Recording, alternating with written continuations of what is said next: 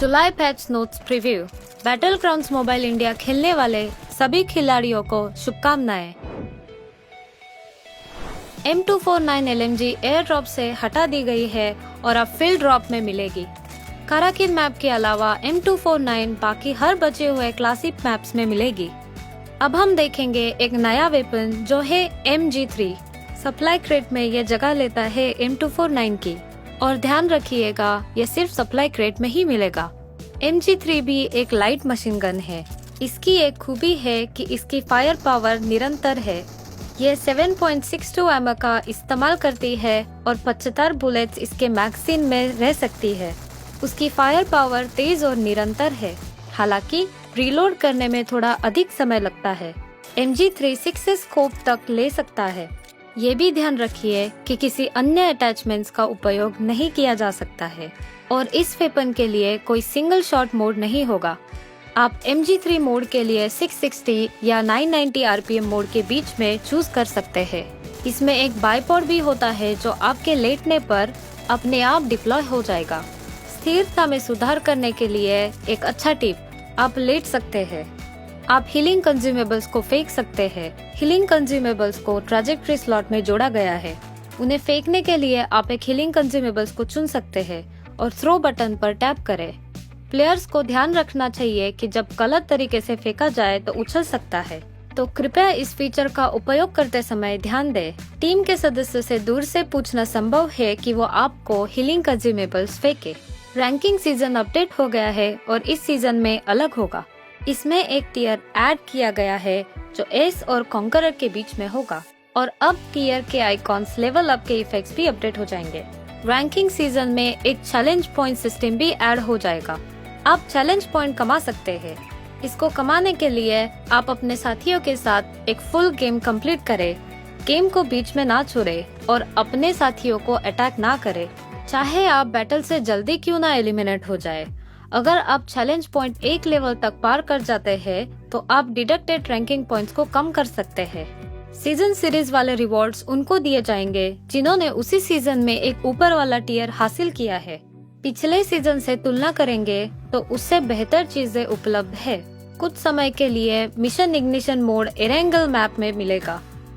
इस theme mode में Erangel के 6 हाईटेक स्थान होंगे। ट्रांजिट सेंटर, जॉर्जोपोल टेक सेंटर, सोस्नो का सिक्योरिटी सेंटर, लॉजिस्टिक एजेंसी और एनर्जी सेंटर। काफी सारे दिलचस्प अपडेट्स होंगी इस मोड में। अगर आप उत्सुक हैं तो आए इन अपडेट्स को जानते हैं। इस मिशन इग्निशन मोड में जब आप पैराशूट से लैंड कर रहे होंगे तो शेरों के नाम 3D में देखे जा सकते हैं और आप मैप पे मार्क किए गए पॉइंट पर ऑटोमेटिकली ड्रॉप कर सकते हैं। हाइपर लाइन्स एक ऐसी हाईटेक हवा में उड़ती हुई लाइन है जिससे आप एक जगह से दूसरे जगह पे जा सकते हैं। ये लाइन कुछ निर्धारित समय पर ही चलती है और इनके रूट्स भी तय है। आप मिनी मैप पे मार्क स्टेशन से ट्रेन ले सकते हैं और जल्द ही आप दूसरे स्टेशन पहुंच सकते हैं। सेमी ट्रक स्वायत्त ड्राइविंग वाहन है जो निर्धारित मार्ग पर चलते हैं और सप्लाई से भरे होते हैं। अगर आपको अच्छी लूट चाहिए तो इन ट्रक्स पर आक्रमण करें। अगर आप इन्हें नष्ट करने में सफल हुए तो आपको सप्लाई बॉक्सेस का रिवॉर्ड मिलेगा। जहाँ से भी देखे ये एक भविष्य की चीज लगती है। The G38 gravity free motorcycle जमीन के ऊपर मंडराता है और इस पर 2 लोग बैठ सकते हैं। क्योंकि ये दोनों जमीन और पानी पर चलती है, आप पूरा मैप घूम सकते हैं। जब प्लेयर्स एयर कन्वेयर पर बैठेंगे तब वो हवा में होंगे। इस एयर कन्वेयर पर 2 लोग बैठ सकते हैं। ASM अबाकान सबसे नई असॉल्ट राइफल है जो मिशन इग्निशन मोड में डाली गई है। ये 5.56 एमओ यूज करती है और 30 गोलियां एक रीलोड में फायर करती है। इसमें फायरिंग के 3 मोड्स है, फुली ऑटोमेटिक, बर्स्ट मोड और सेमी ऑटोमेटिक मोड। और इसमें स्कोप, कैंटेड साइट्स, मैगजीन्स ये सब अटैच हो सकती है। ASM अबाकान को यूज करिए और हमें कमेंट्स में बताइए कि कैसी लगी।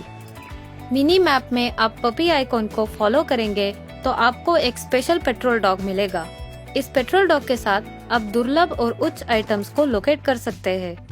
टैक्टिकल मार्किंग डिवाइस के साथ आप खुद भी चेक कर सकते हैं कि आपका साथी किस दिशा में फायर कर रहा है दुश्मन की जगह कहाँ है और सड़क की जानकारी भी मिनी मैप पे मिल जाएगी और ये आपको आसपास के ग्रेनेड की सूचना दिलवाएगी।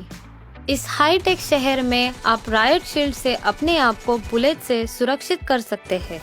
इसकी बनावट काफी बड़ी और मजबूत है। आपातकालीन में इसे इस्तेमाल करना ना भूलें। एक बार आप इसे सेट कर देंगे फिर इसे हिला नहीं सकते। तो जरूरी है कि आप एक बढ़िया जगह देख के अपनी शील्ड का इस्तेमाल करें और बटन दबा के उसे सेट कर दें। आपके गेम को और पर्सनलाइज करने के लिए हमने और सेटिंग्स लगा दी है। हर एक बंदूक की सेंसिटिविटी आप अलग से सेट कर सकते हैं और अपने गन की सेटिंग्स को कॉपी करके ऑनलाइन ही स्टोर कर सकते हैं। कुछ लो स्पेसिफिकेशन वाले डिवाइसेस पर स्मूथ से भी नीचे एक ग्राफिक का ऑप्शन डाल दिया गया है। हमने 90 FPS कुछ नई डिवाइसेस के लिए भी डाल दिए हैं। आप अब गायरोस्कोप की सेंसिटिविटी का परिवर्तन कर सकते हैं। जब गायरोस्कोप एक्टिवेट होगा और आप फायरिंग कर रहे होंगे तब टिल्ट कैमरा की सेंसिटिविटी भी बदली जा सकती है। हमने एक और सेटिंग डाली है जिससे गायरोस्कोप का ऊपर और नीचे वाला इफेक्ट उल्टा हो जाएगा। कुछ चीजों को आप डिस्कार्ड करने के बाद भी पिकअप हो रही है। फिक्र ना करिए, इस अपडेट में यह मुद्दा भी स्पष्ट हो गया है। सेटिंग्स में जाकर do not pickup dropped scopes पर क्लिक करिए। बेफिक्र हो जाइए, अब आपकी डिस्कार्ड किए चीजें अपने आप पिक नहीं होगी। और हाँ, एक और चीज, एडवांस पिकअप ऑप्शन, इसे आप अपने हथियार का फेवरेट अटैचमेंट सेट कर सकते हैं। ये सेट करने के बाद आपकी फेवरेट अटैचमेंट बाकी सब को रिप्लेस कर देगी। आप सेटिंग को इस समय एडजस्ट भी कर सकते हैं। थर्ड पर्सन कैमरा में देखने का ऑप्शन डिफॉल्ट रूप से 80 पर सेट होता है और इसे 90 तक बढ़ाया जा सकता है। ये रिलेटिवली वाइड कैमरा वाले डिवाइसेस पर दिखाई नहीं देता। विभिन्न EPS पर तेजी से लॉन्च का संतुलन में सुधार किया गया है ताकि बस स्पीड में कोई अंतर ना हो।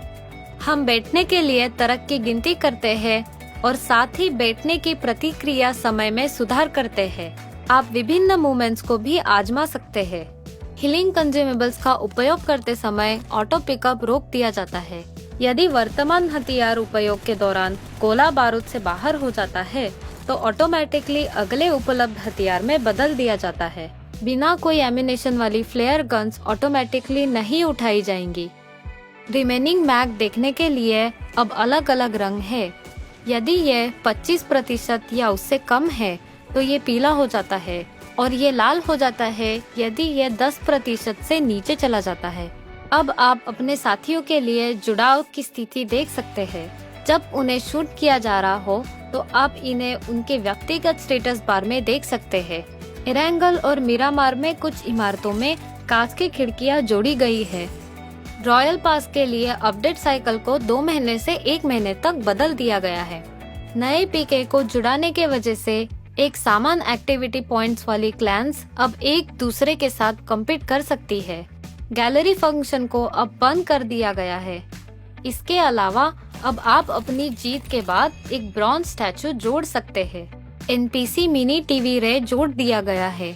रे आपको लॉबी में संदेश, अलर्ट और घोषणाओं के बारे में सूचित करता है और आपको इसे आसानी से नेविगेट करने में मदद करता है।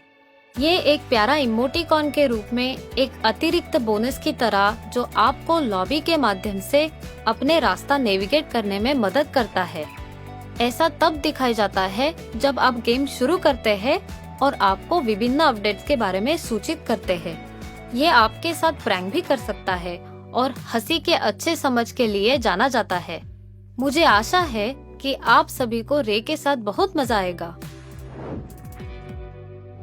ये आज के अद्यतन प्रीव्यू का अंत है। अब चिकन डिनर का समय आ गया है।